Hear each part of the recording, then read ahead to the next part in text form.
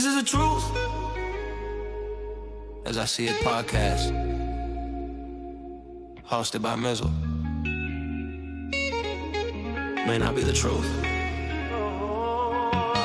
You like it,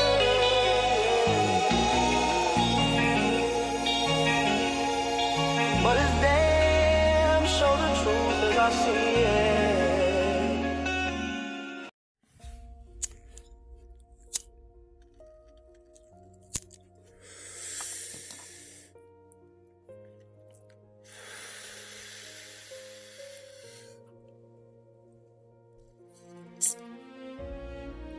Welcome back to the Truth as I See It podcast.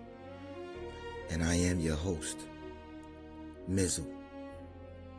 And this is episode 12. Accusations travel, facts walk. Why the internet convicts people before the courts do. Yeah.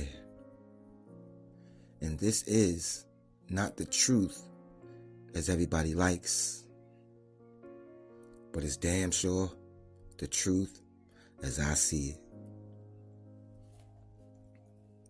The world we living in, if they can make you believe something by Tuesday, then they don't need proof by Friday. Think about how often you form opinions now without realizing it. You stroll, you see a headline, you see a caption, you see a clip, you see a tweet, and before you ever ask, is this verified? You're already feeling something. You feel suspicion. You feel anger. You feel disappointed. You feel certainty. And that part, that's dangerous. Because certainty used to come after evidence. Now, it comes after the exposure. We live in a time where screenshots feel like proof, where captions feel like context, where reposts feel like validation.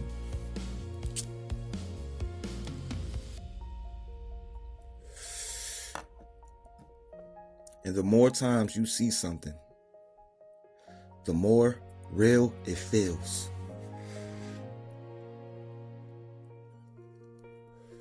Not because it's true,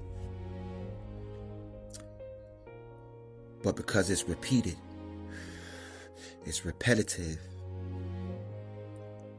This isn't about celebrities yet. This is about how we think now.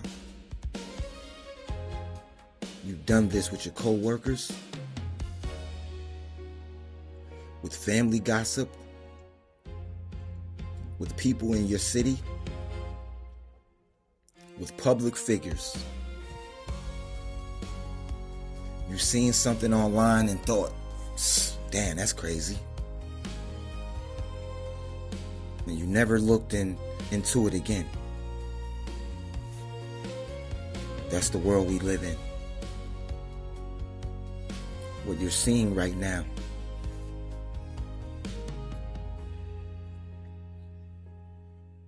What's happening right now. You open your phone lately and you see Jay-Z everywhere. Everywhere. Headlines, posts,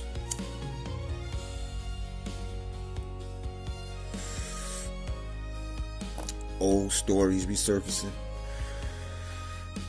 new documents found, mentioned, follower count drastically decreasing, allegedly, allegations, think pieces, and you don't even realize it, but a feeling forms. Not facts. A feeling. Like something must be going on. What's up with all this negative exposure all of a sudden? But pause for a second. Ask yourself, what do I actually know? What did I actually verify? What did I read past the headline? And what did I simply absorb emotionally because I saw it 10 times in one day? That's the key. That's the key. Repetitive. Because most people don't form their opinions from information. Most people form their opinions from exposure. That's how the machine works. Here's the pattern. And once you see the pattern, you cannot unsee the pattern. Talk to me. Step 1. A headline drops. It's emotional. It's provocative. It is built to spread. Step 2. Influencers react. Influencers don't verify. They react. Because they know that reaction is going to get those views. Step 3. The audience reacts to the reaction. And once that happens, now it's not news. It's all emotion. Step 4. The narrative locks in. Before the evidence, before the context, before the updates. In step 5, corrections don't travel because they're boring, quiet, less exciting. The accusation goes viral. The correction goes invisible. Think about it. Think about how many times you've seen an accusation trend for days and never saw the update weeks later. Not because it didn't exist, but simply because it didn't spread. Think about that. Not because it didn't exist, but because it didn't spread. Psst. Why do we keep falling for it over and over again? This isn't stupidity. Huh? This is all psychology. You're wired to notice threats faster than truth. You're wired to share outrage faster than calm. You're wired to believe what confirms how you feel. That's called confirmation bias. And social media feeds it perfectly. You don't share things because they're true. You share things because they feel true. And the internet doesn't care if it's true. The internet cares if it feels true. The screenshot era. We live in a screenshot era now, where a crop is considered context.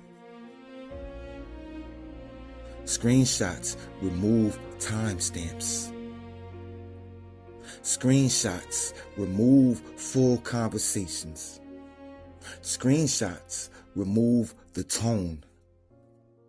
Screenshots remove the before and the after. But people treat them like they're full evidence. You can say, people don't ask what happened before this or what happened after this. They only ask you, did you see this? A screenshot is the most dangerous form of a half-truth. A screenshot is the most dangerous form of a half-truth. Jay-Z's headlines, Epstein docs, old lawsuits, they're all treated like screenshots of reality without the full frame.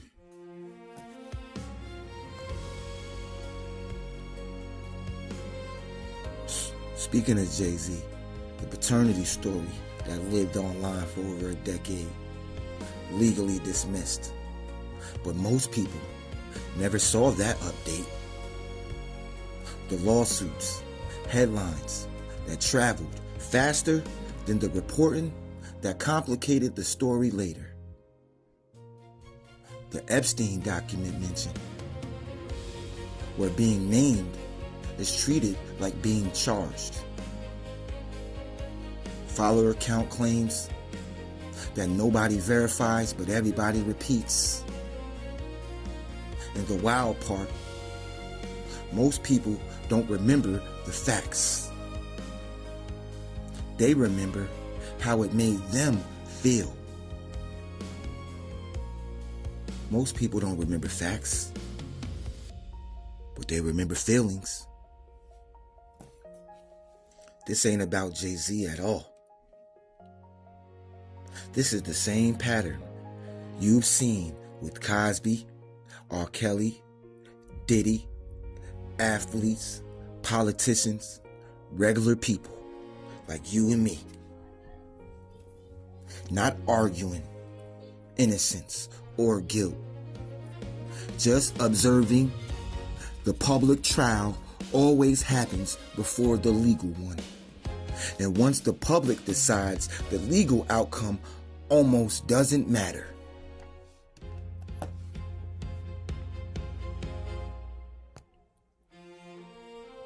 Because nobody ever says, I was wrong online. Have you ever noticed nobody ever goes back and says, I judged that too fast? Let's talk about how people don't update opinions publicly. Let's talk about how people, pride and ego stops them. Let's talk about how social media rewards certainty and not reflection. You can say, once somebody posts an opinion, they feel married to it.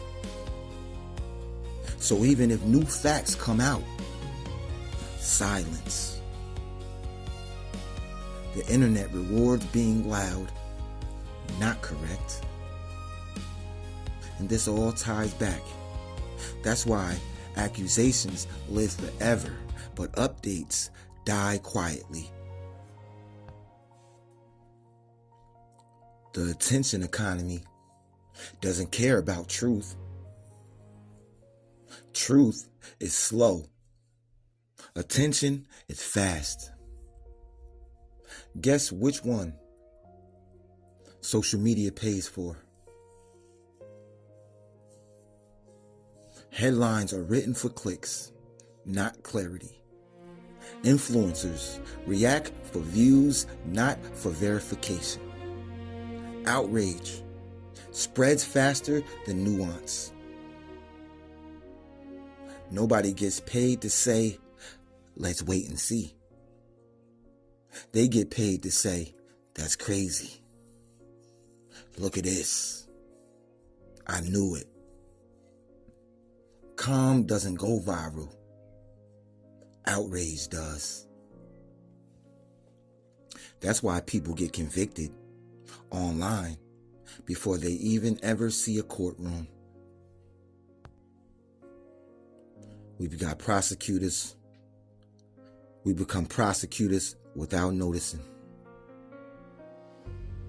We don't ask what's proven. We only ask what's trending. We don't wait for the updates anymore. We just move on to the next headline, the next dopamine hit. We don't change opinions. We just keep adding on new ones. We don't wait for proof anymore. We wait for posts. This ain't about celebrities. This is about how easily you can be steered emotionally. How narratives can be built in your mind before evidence even shows up. This is about how the internet trained us to be fast judges and slow learners. The internet is faster than the truth.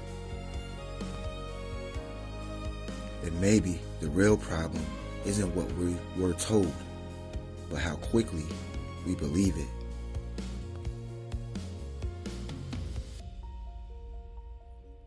How quickly we believe it. What you heard here today just isn't about a name, a headline, or a moment in the news cycle.